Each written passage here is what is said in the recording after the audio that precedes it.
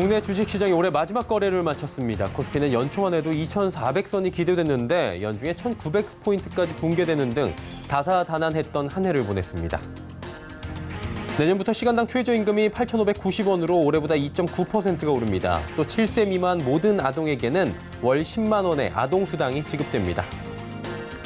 지난 11월 생산, 소비, 투자 등 산업활동의 주요 지표가 모두 전월에 마이너스를 딛고 트리플 반등에 성공했습니다. 12.16 대책 이후 수원 등 비규제 지역에서 청약 과열 현상이 일고 있습니다. 평균 경쟁률이 5,087대 1을 기록하는 곳까지 나타났다고 합니다. 센 뉴스 플러스 시작합니다.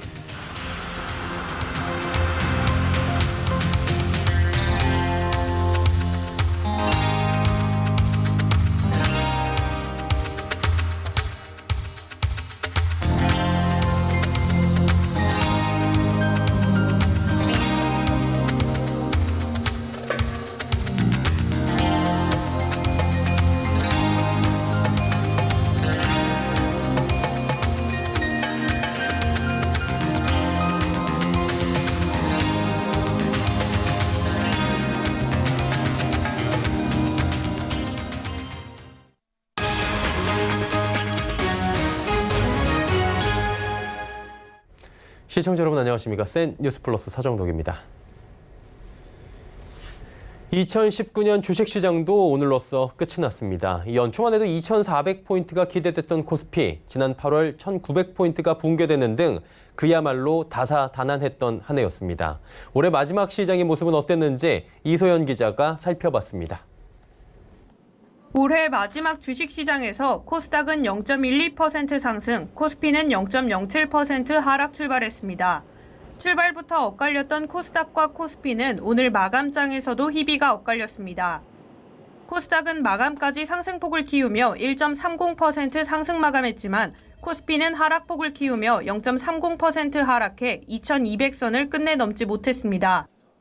올해 유난히 변동성이 컸던 바이오 종목들은 오늘 대체적으로 상승 흐름을 이어갔습니다. 다만 업황 회복 기대감에 12월 들어 상승 흐름을 보였던 반도체 종목들은 상승세와 하락세가 혼재된 모습을 보였습니다. 대표적인 안전자산 금의 가격은 오늘 1g당 56,540원으로 거래를 마쳤습니다. 미중 무역 분쟁과 한일 갈등으로 주식시장이 불안하던 지난 8월 KRX 금시장 개설 이후 최고가와 일평균 거래량 최고치를 기록한 것과 비교하면 최근에는 안정세를 찾은 모양새입니다. 한편 오늘 원달러 환율은 전 거래일보다 1.5원 내린 1,160.0원으로 출발한 뒤 5.1원 내린 1,156.4원으로 장을 마감했습니다. 다사다난했던 기해년 마지막 거래를 마친 주식시장은 31일과 1월 1일 휴장 후 1월 2일 개장식을 열고 오전 10시 경자년 첫 거래를 시작할 예정입니다. 서울경제TV 이소연입니다. 내년부터는 시간당 최저임금이 8,590원으로 인상되고 7세 미만 모든 아동에 월 10만 원의 아동수당이 지급됩니다. 기획재정부는 오늘 이처럼 내년부터 달라지는 제도와 법규 사항 292건을 소개한 2020년부터 이렇게 달라집니다. 책자를 발간했습니다. 내년에는 65세 이상 저소득자에 대한 소득 지원을 강화하기 위해 기초연금 월 최대 30만 원 지원 대상을 소득 하위 20% 이하에서 소득 하위 40% 이하로 확대합니다. 이 밖에 올해 2학기 3학년부터 시행된 고교 무상교육은 내년에 2학년까지 확대되고 내년 상반기 중 10년 이상 노후차를 경유차 간이 신차로 교체하면 개별 소비세를 70% 덜 낼 수 있습니다. 올해 금융권을 돌아보면 카드 수수료 인하부터 은행권의 DLF 사태 그리고 세 번째 인터넷 전문은행 탄생까지 굵직굵직한 이슈들이 많았죠. 이틀 뒤면 시작되는 새로운 해에도 많은 변화가 예고되고 있다고 합니다. 2020년 새해부터 달라지는 금융제도 고현정 기자가 정리했습니다. 2020년부터 금융 소비자들의 금융 접근성이 높아지고 기업에 대한 생산적 금융이 강화됩니다. 먼저 주택연금 가입 연령이 인하돼 부부 중 연장자가 55세 이상이라면 주택연금에 가입할 수 있게 됩니다. 또 1월부터 연금계좌 세액공제 대상 납입 한도가 400만 원에서 최대 600만 원으로 확대되고 ISA 만기 계좌도 연금 계좌로 전환할 수 있게 돼 연간 총 납입 한도도 늘어납니다. 특히 오는 5월 27일부터는 뉴질랜드, 일본, 태국, 호주 등 아시아 5개국 간 펀드 교차 판매 절차를 간소화한 아시아 펀드 패스포트가 시행돼 투자자의 선택권이 확대될 것으로 보입니다.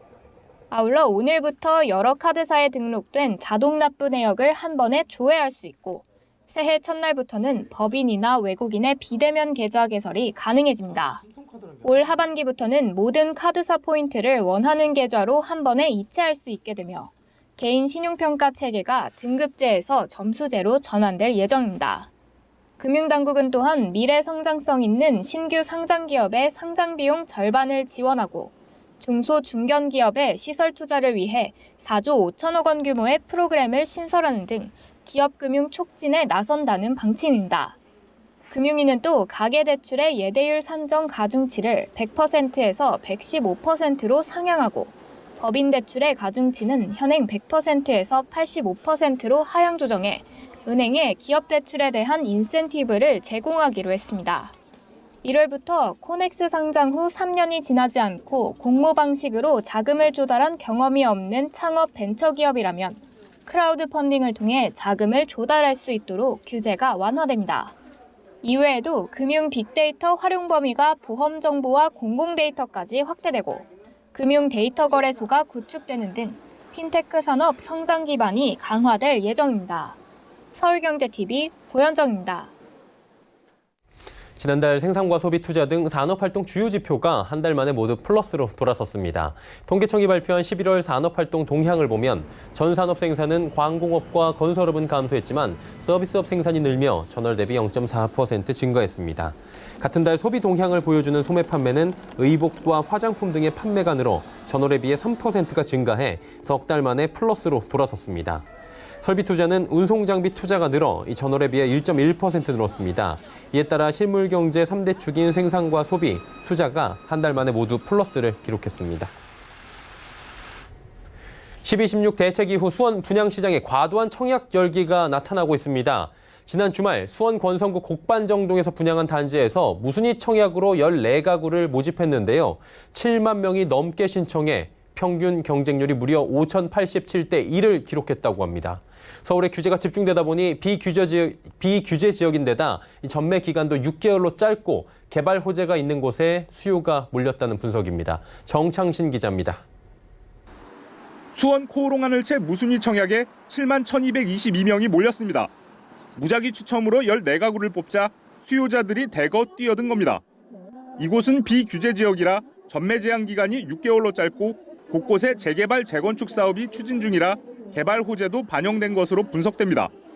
특히 인근 시세와 비교해 저렴한 분양가가 수요를 자극했다는 분석이 나옵니다.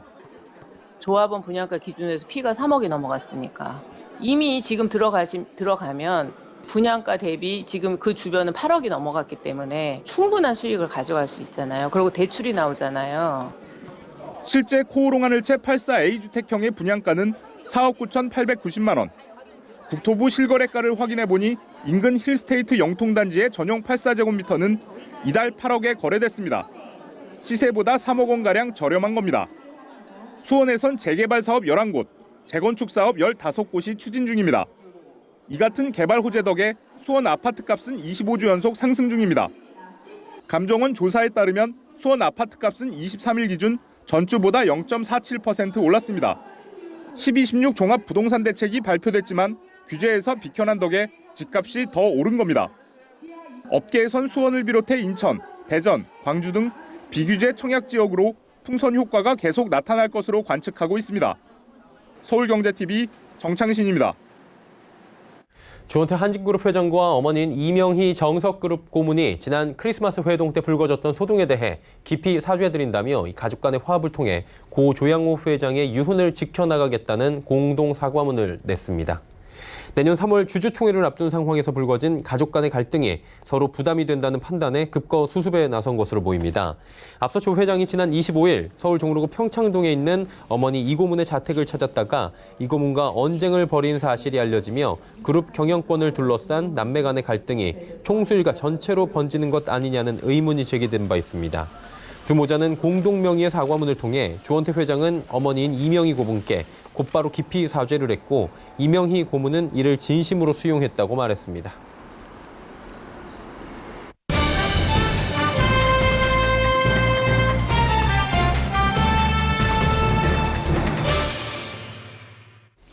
2019년 한국 주식시장이 30일 거래를 마지막으로 오늘 폐장을 했습니다.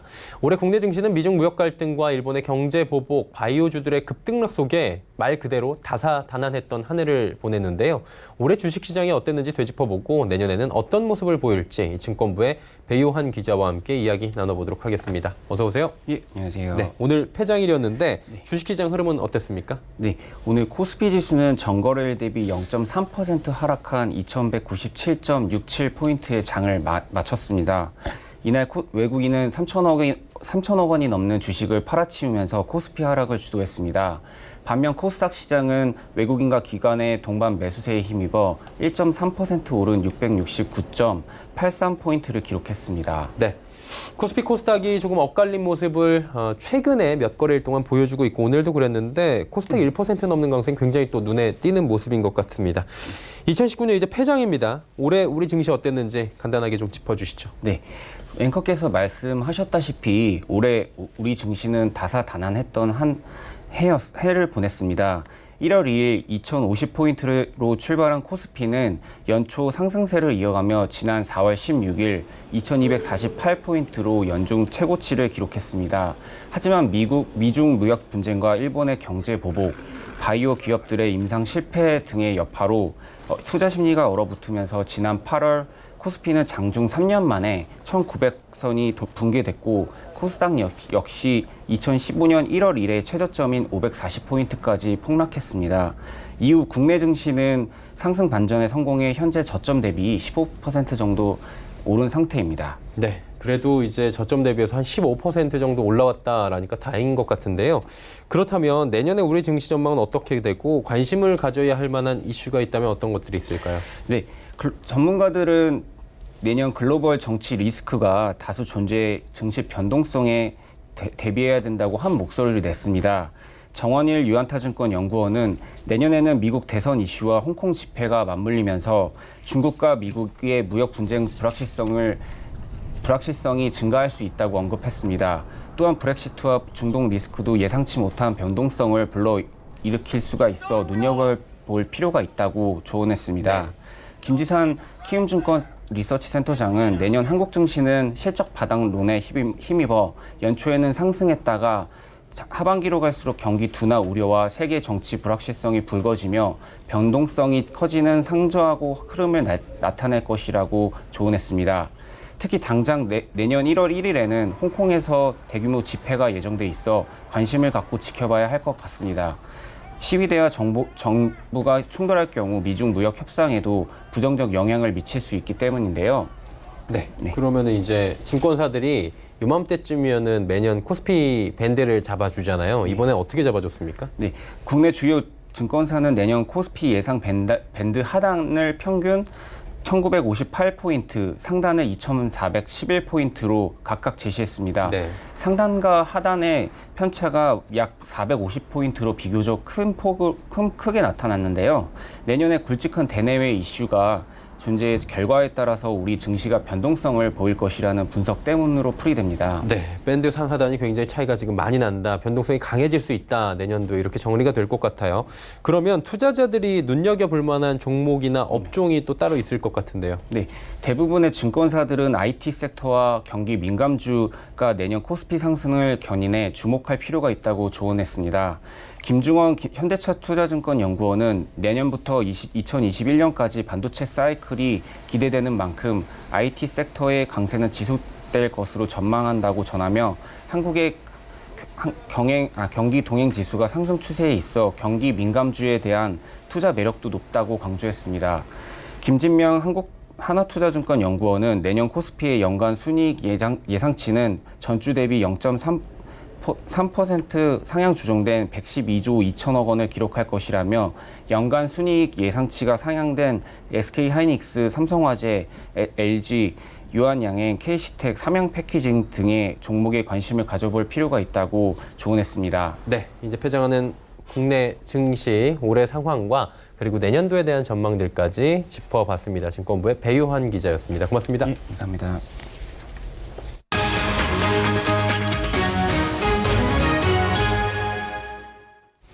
다양한 사회공헌 활동을 펼치며 나눔 경영을 실천하고 있는 행복전도사 김원길 바이네르 회장이 연말을 맞아 사랑 나눔 송년 음악회를 열었다고 합니다. 2천여 명의 어르신들이 공연장을 가득 메웠는데요. 흥겨운 음악과 함께 어르신들의 얼굴엔 한박 웃음이 가득했다고 합니다. 그 현장에 김혜영 기자가 다녀왔습니다. 행사장을 가득 채운 어르신들의 신명나는 노랫소리가 울려 퍼집니다. 어깨춤을 들썩이는 어르신부터 박수를 치며 즐거워하는 어르신들까지 구창모, 장욱조, 바이네르 중산당 등 가수들의 흥겨운 무대가 이어지는 이곳은 바이네르의 송년음악회 현장입니다.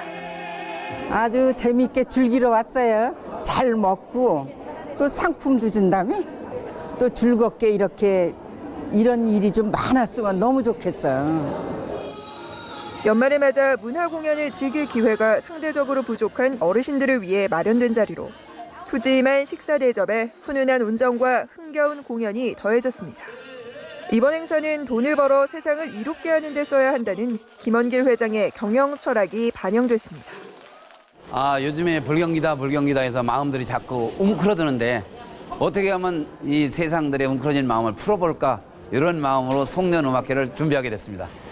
내년에 열심히 벌어서 더 많이 쓸 수 있도록 노력하겠습니다. 가난과 역경을 경험한 자수성가형 사업가이자 구두장인으로 불리는 그는 행복전도사로 다양한 활동을 하고 있습니다. 13년째 이어온 효도잔치는 물론이고 가정 형편이 어려운 학생들을 위한 장학금 등 매년 5억 원 이상을 쾌척하며 다양한 사회공헌 활동에 앞장서고 있습니다.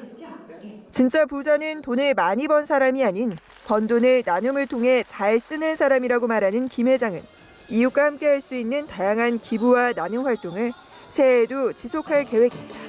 서울경제TV 김혜영입니다.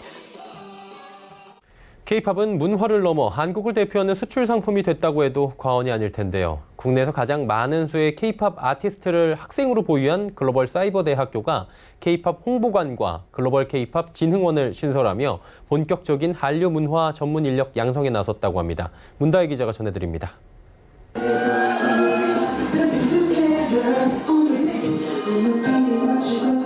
팬들이 춤추고 있는 아이돌 가수를 보고 환호하고 있습니다. 이곳은 글로벌 사이버 대학교가 한류 스타를 육성하기 위해 지난 27일 오픈한 K-팝 홍보관 팝콘입니다. 팝콘은 팝과 한국을 뜻하는 K, 또 영어 온을 결합한 것으로 한국의 K-팝 스타들이 양성되는 인큐베이터이자 K-팝을 사랑하는 팬들의 놀이터란 의미를 담고 있습니다. 이곳에는 매주 글로벌 사이버 대학교인 아이돌 스타들의 릴레이 오픈 방송 등 팬들과 스타가 직접 소통할 수 있는 장이 마련될 예정입니다. 글로벌 사이버대는 팝콘과 함께 K-팝 전문 인력 양성과 진흥을 위해 글로벌 K-팝 진흥원도 신설했으며 초대 원장에 천범주 방송연예학과 교수를 임명했습니다. K-팝을 조금 더 알리고 또 팬들과 가깝게 그렇게 소통할 수 있는 방법을 찾던 결과 K-팝 홍보관을 만들어야겠다는 생각을 하게 되었고요. 지금 시작하는 친구들도 많이 있습니다. 이런 친구들에게 뭔가 도움이 되고자 하는 그런 인큐베이터의 역할을 하려고. 글로벌 K-팝 진흥원은 연예 기획사들이 원하는 교육을 실시해 한류 문화에 대한 전문 인력을 공급하는 역할을 맡습니다. 특히 뇌과학 분야에 집중해오고 있는 글로벌 사이버대의 강점을 살려 멘탈 트레이닝 등 아티스트들의 스트레스 관리를 체계적으로 지도할 계획입니다. 한편 글로벌 사이버대는 거쳐간 아이돌만 150명에 자랄 정도로 K-팝 분야 전문 대학으로 입지를 다져가고 있습니다. 세계적인 K-팝 아이돌 방탄소년단과 엑스원, 블락비 등도 이 대학에 재학 중입니다. 서울경제TV 문다혜입니다.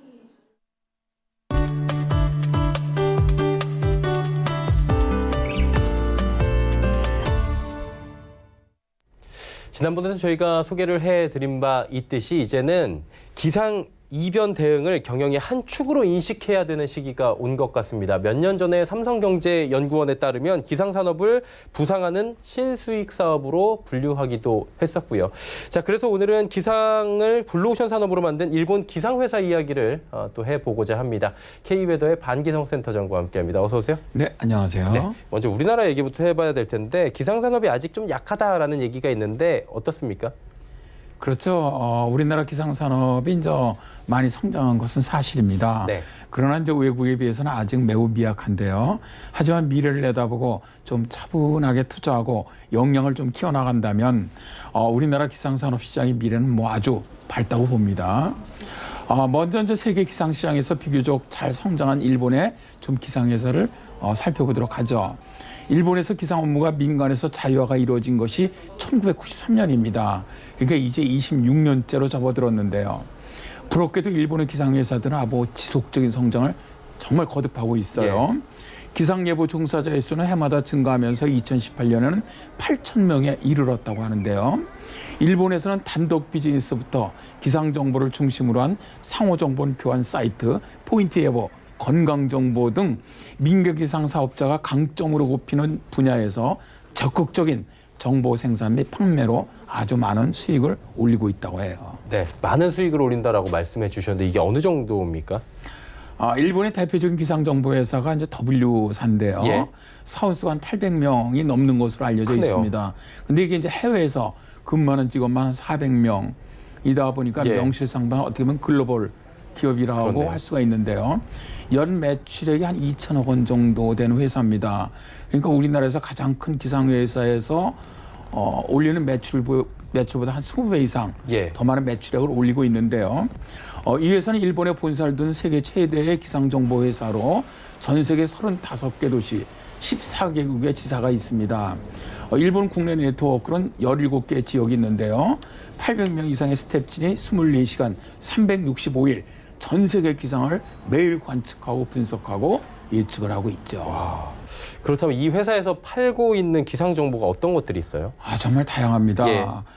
주로 판매하는 날씨 정보는 모바일, 그다음에 항공, 해운, 해상, 유통, 방송, 도로, 방제, 철도, 여행, 스포츠, 기후변화, 전력, 공장, 건강에 관련된 날씨 정보인데요. 네. 들어보신 거 알겠지만 날씨 전 분야를 거의 다 하네요. 다 다룬다고 할 만큼 아주 다양한 분야에서 날씨 정보를 판매를 해갖고 매출을 올립니다. 근데 이제 몇 년 전에 이 회사가 세계를 한번 깜짝 놀라게 한 적이 있습니다. 북극 빙하가 지금 녹고 있지 않습니까? 그러다 보니까 이제 북극 항로가 열린다. 여기 대비해서 인공위성을 발사한 소식을 전했어요.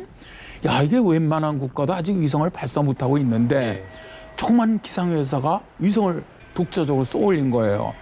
이 정도로 영향이 있을 만큼 수익 구조가 좋고 또 투자에 아주 적극적인 기상회사라고 보시면 됩니다. 네. 근데 이제 우리와 비교를 해보면 일본은 자연재해가 워낙에 많이 일어나기 때문에 그래서 더 기상회사가 발달한 게 아닌가 이런 생각도 들어요.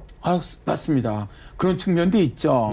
근데 이제 일본에는 이제 이렇게 앞에 회사처럼 거대한 기상회사만 있는 것이 아니고요. 직원 겨우 한 10명 정도 내외 아주 작은 기상회사들도 꽤 많아요. 이건 뭐냐면 아주 작은 기상정보까지 고객이 필요한 것을 좀 짧게 세분화하고 특화하면서 상품을 파는 건데요. 예를 든다면 일본 아오모리현에 있는 A 회사는 아오모리현의 사과 재배 농가들만을 위한 맞춤형 날씨 정보를 제공을 합니다.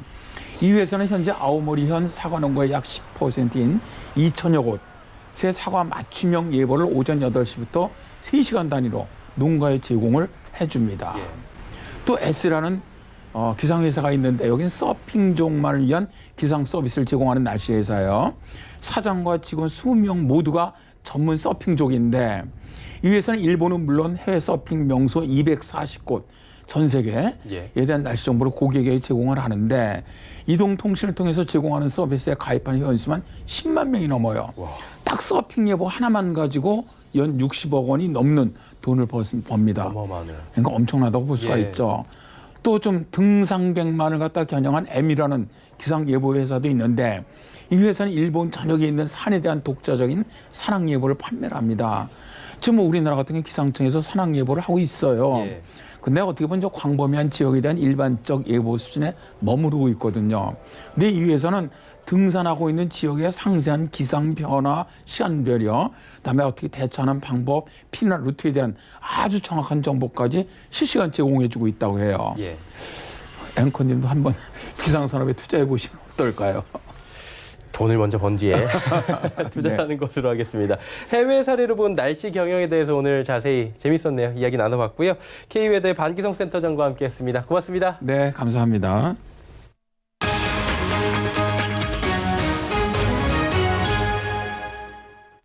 다가오는 2020년 경자년에는 저희는 더욱 질 좋은 뉴스로 시청자 여러분께 다가가도록 하겠습니다. 새해 복 많이 받으십시오. 뉴스 마치겠습니다. 고맙습니다.